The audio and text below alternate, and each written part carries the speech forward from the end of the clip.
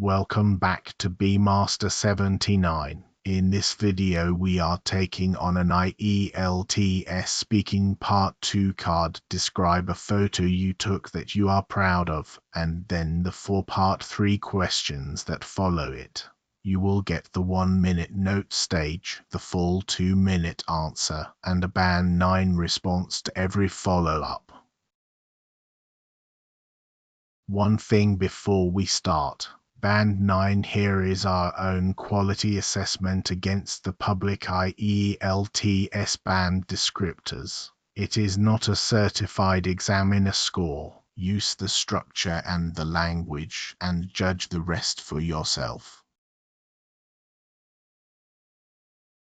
Here is how part 2 actually runs. The examiner hands you a card with 3 bullet points and a final explain line. You get 1 minute to make notes, then you speak alone for 1 to 2 minutes. The examiner will not interrupt you and will not help you.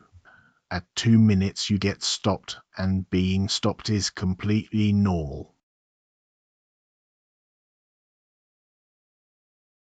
This is our card. Describe a photo you took that you are proud of. Who or what you took a photo of, when you took this photo, what the photo is about, and explain why you feel proud of the photo.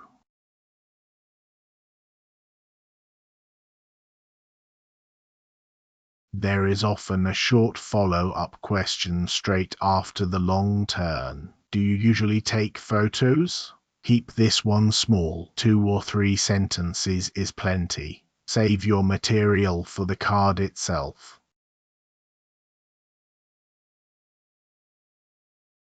Now the note stage. 1 minute, and the single biggest mistake is writing sentences. You cannot read an essay aloud and sound natural. Write keywords. Decide your subject in the first 10 seconds. Put 1 concrete detail under each bullet, and plan your last line before you start speaking.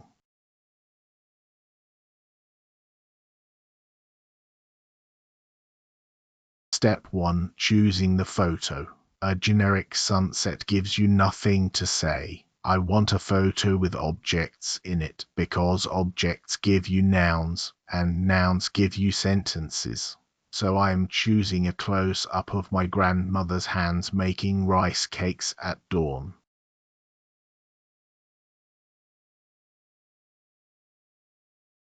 Here are the notes I would actually write in that minute. Keywords only, 1 line per bullet, and an arrow at the bottom reminding me how to finish. On the right, the phrases I want to make sure I use.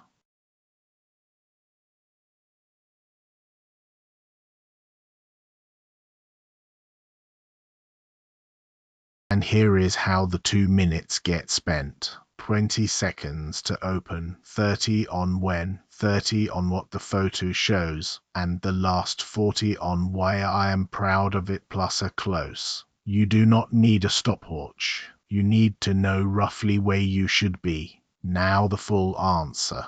Listen for the signposting first, then we will break down each part.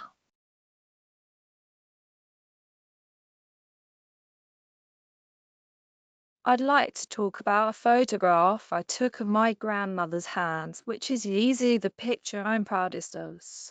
To give you some background, I've been fiddling about with a second-hand camera for around 3 years now, mostly taking fairly forgettable snapshots of food and street scenes. This one was different.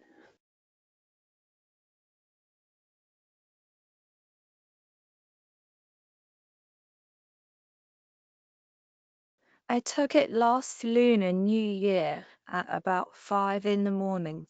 My grandmother, who's 84, still insists on making rice cakes from scratch, and she always starts before the rest of the house wakes up. I'd been up half the night, so I wandered into the kitchen just as she was working the dough. There was this thin grey light coming through the window and a single bulb above the table, so her hands were lit from two directions at once.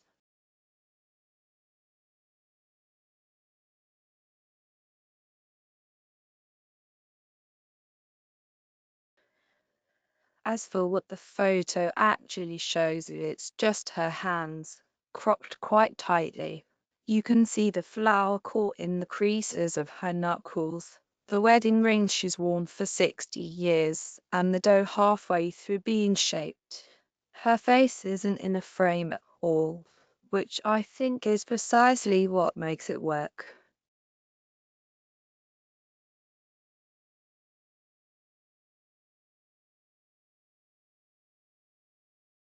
The reason I'm so proud of it is twofold. On a technical level, it's the first time I got everything right in the moment rather than rescuing it afterwards. The exposure, the focus, the composition, all of it. But more importantly, it's the first photograph I've taken that seems to say something without me having to explain it.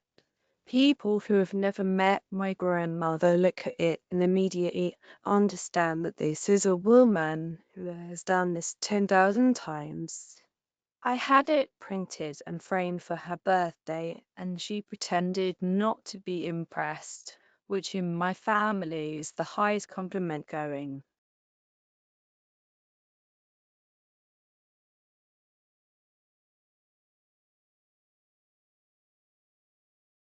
Here is the whole thing in one place, just over 300 words, which comes out at roughly 2 minutes at a natural speaking pace. Pause the video and read it aloud once before you try your own.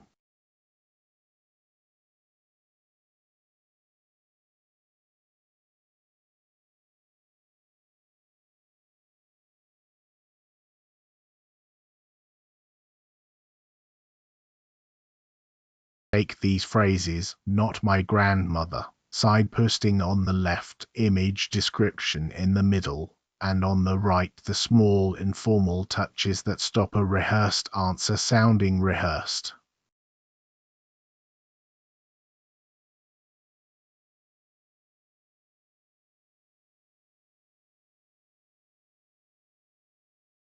Part 3 is a different exam. The questions leave your own life behind and ask about people, society, and ideas in general. Aim for 4 to 6 sentences. Answer, justify, then qualify. Saying where your opinion stops is one of the clearest band 9 habits there is.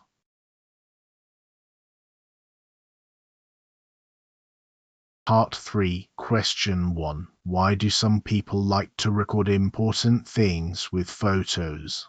Before you answer, know the shape. Memory is unreliable. A photo is insurance against forgetting. Taking a picture declares that a moment mattered. Social media adds a performative motive, recording for an audience.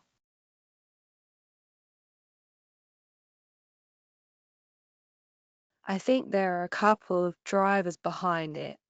The obvious one is that memory is unreliable, detail fades surprisingly fast, so a photograph works as a kind of insurance policy against forgetting.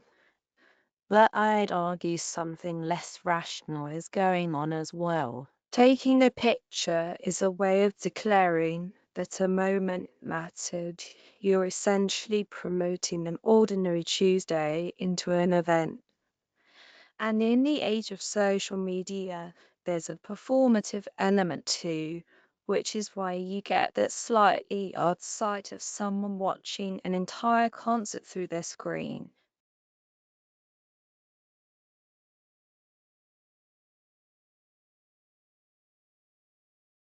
Part 3, Question 2. What can people learn from historical photographs? Before you answer, know the shape. They preserve incidental detail that documents leave out.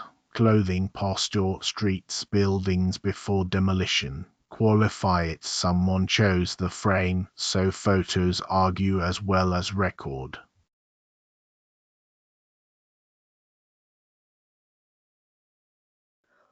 Quite a lot, I'd say, and often things that written records leave out. Documents tend to preserve the official version of events, whereas a photograph catches the incidental detail.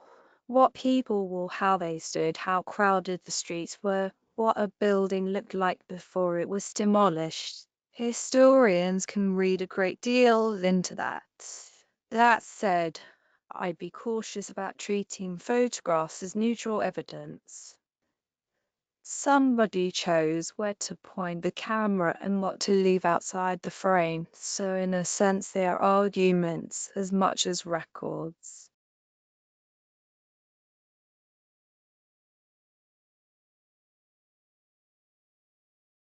Part 3, Question 3. Is taking photos the best way to remember something? Before you answer, know the shape. No photographing can weaken recall. You outsource memory to the device. Trade-off permanent record versus being fully present. Photos only capture the visual, not smell, sound, or feeling.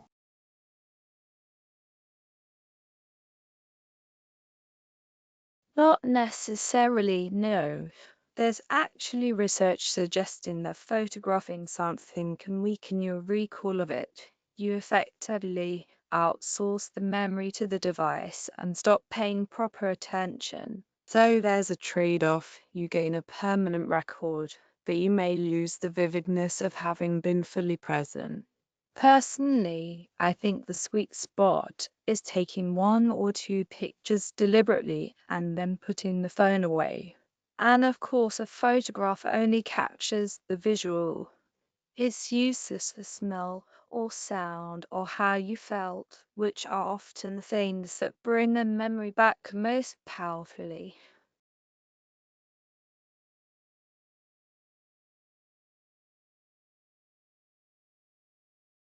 Part 3, Question 4. Which is better, taking photos or keeping a diary? Before you answer, know the shape. They do different jobs. Resist a flat comparison, then still commit. Photo equals the surface of a day. Diary equals the inside of it. Reading a diary is startling. Photos rarely surprise you that way.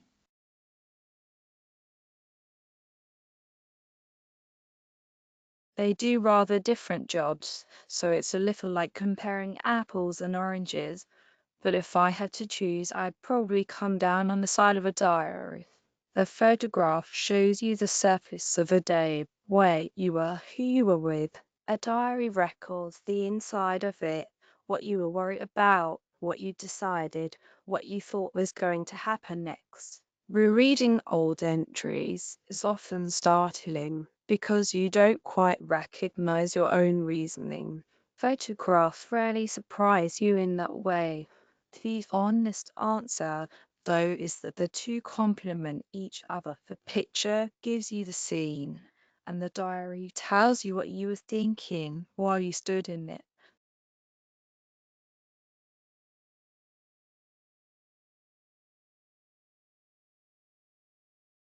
The middle column is the one to steal. Almost every Band 9 Part 3 answer contains a moment where the speaker limits their own claim.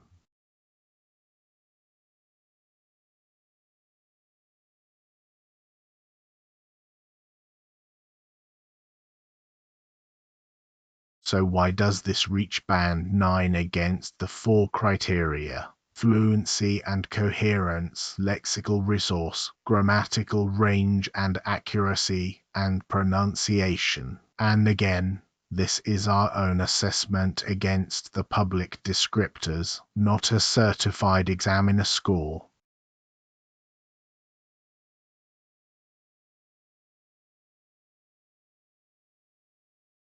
Your turn. 1 minute of notes, 2 minutes recorded, then listen back twice. Once for content and once for grammar. Use my structure, not my story. If this helps, subscribe to bmaster79 and I will see you in the next one.